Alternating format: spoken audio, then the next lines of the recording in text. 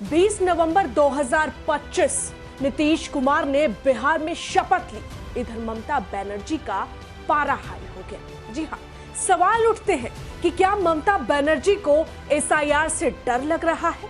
ये सवाल इसलिए खड़ा हुआ है क्योंकि बिहार के बाद जब बंगाल में भी चुनाव आयोग ने मतदाता सूची की गहन जांच यानी स्पेशल इंटेंसिव रिवीजन शुरू की तो अचानक तृणमूल कांग्रेस पूरी ताकत से इसका विरोध करने लगी और अब खुद मुख्यमंत्री ममता बनर्जी ने मुख्य चुनाव आयुक्त ज्ञानेश कुमार को 3 पन्नों की लंबी चौड़ी चिट्ठी लिखकर एसआईआर को तुरंत रोकने की मांग कर दी। उन्होंने लिखा कि बीएलओ पर अमानवीय दबाव है, प्रशिक्षण अधूरा है, प्रक्रिया अव्यवस्थित है और चुनाव आयोग मदद करने के बजाय धमका रहा है।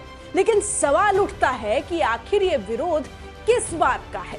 एसआईआर तो सिर्फ एक काम करता है, मतदाता सूची को साफ सुथरा बनाना, फर्जी नाम हटाना, दोहरी प्रविष्टियां खत्म करना।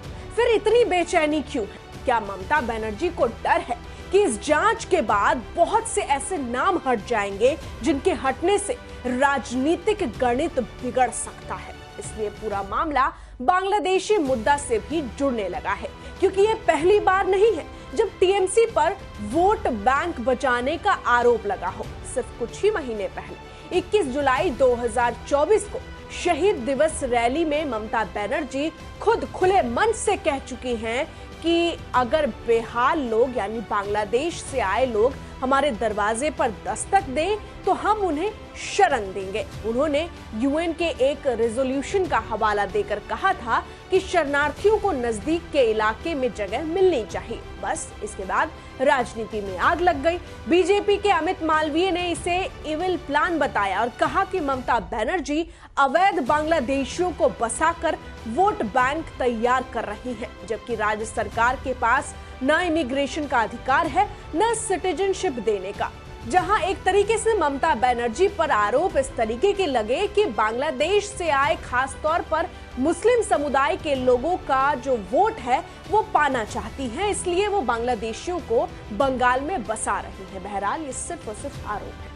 राष्ट्रीय स्तर पर भी जेपी नड्डा ने आरोप लगाया कि टीएमसी इन्फिल्टर्स को आईडी कार्ड, राशन कार्ड और यहां तक कि वोटर लिस्ट में भी जगह दिला रही है। यानी साल 2024 में बांग्लादेशी मुद्दा पर जो आरोप लगे थे वो आज एसआईआर के विरोध के बीच फिर से सामने आ रहे हैं। इसी पृष्ठभूमि में जब ममता चुनाव आयोग को चिट्ठी लिखती हैं और उसके बाद तुरंत उसे रोकने का आग्रह भी करती हैं तो जनता, विपक्ष और सोशल मीडिया पर एक ही सवाल गूंजता है कि क्या एसआईआर ममता के राजनीतिक ढांचे को चुनौती दे रहा है? क्या मतदाता सूची की सफाई से उन नामों पर असर पड़ सकता है जिन्हें टीएमसी लंबे समय से अपना कोर वोट बैंक मानती आई है?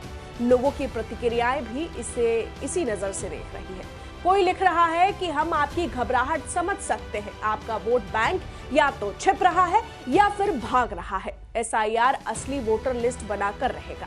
दूसरी तरफ कुछ लोग इसे फांसीवाद बता रहे हैं, जबकि तीसरी और सबसे तीखी प्रतिक्रिया ये है कि याद है ना, ममता ने बांग्लादेशी वोट पाने के लिए ही एसआईआर का विरोध किया था। अब सवाल ये है कि अगर एसआईआर सिर्फ साफ सुथरी वोटर लिस्ट बनाता है और अगर ममता का जुलाई 2024 का बयान बांग्लादेशी शरणार्थियों के खुले समर्थन में था और अगर बीजेपी लगातार आरोप लगा रही है कि टीएमसी घुसपैठियों को पहचान पत्र और वोटर बनवाने में मदद करती है, तो क्या ये महज संयोग है कि एसआईआर का सबसे तीखा विरोध भी बंगाल से ही आ रहा है? क्या वाकई एसआईआर किसी बड़े वोट बैंक पर सीधा असर डाल सकता है या इसके पीछे कोई और कहानी है? और क्या यही वजह है कि ममता आज इस प्रक्रिया को खतरनाक बता रही है? सवाल बहुत हैं, लेकिन सवाल अभी भी खुला है। सच क्या है इसे वक्त और बंगाल की राजनीति ही तय करेगी। लेकिन एक बात साफ है कि एसआईआर ने बंगाल में सिर्फ मतदाता सूची नहीं हिलाई बल्कि पूरी राजनीति को हिला दिया है, जहां टीएमसी वर्सेस बीजेपी हो रहा है। टीएमसी लगातार कह रही है कि ये कहीं ना कहीं एसआईआर के बहाने बंगाल में एक तरीके का माहौल बनाने की कोशिश की जा रही है और सवाल इसलिए भी एक तरीके से उठ रहे हैं कि बिहार में फिलहाल बीजेपी एनडीए की प्रचंड बहुमत से जीत हुई है, तो क्या ममता बनर्जी इस जीत के बाद से घबराई हुई है या फिर ममता बनर्जी का जो पक्ष है वो सही है? आप इस पर क्या कहते हैं? आपकी क्या राय है? कमेंट बॉक्स खुला है, अपनी राय जरूर दें। फिलहाल के लिए इतना ही। मैं आपके साथ रंजना उपाध्याय, आप देख रहे हैं HCN न्यूज। धन्यवाद।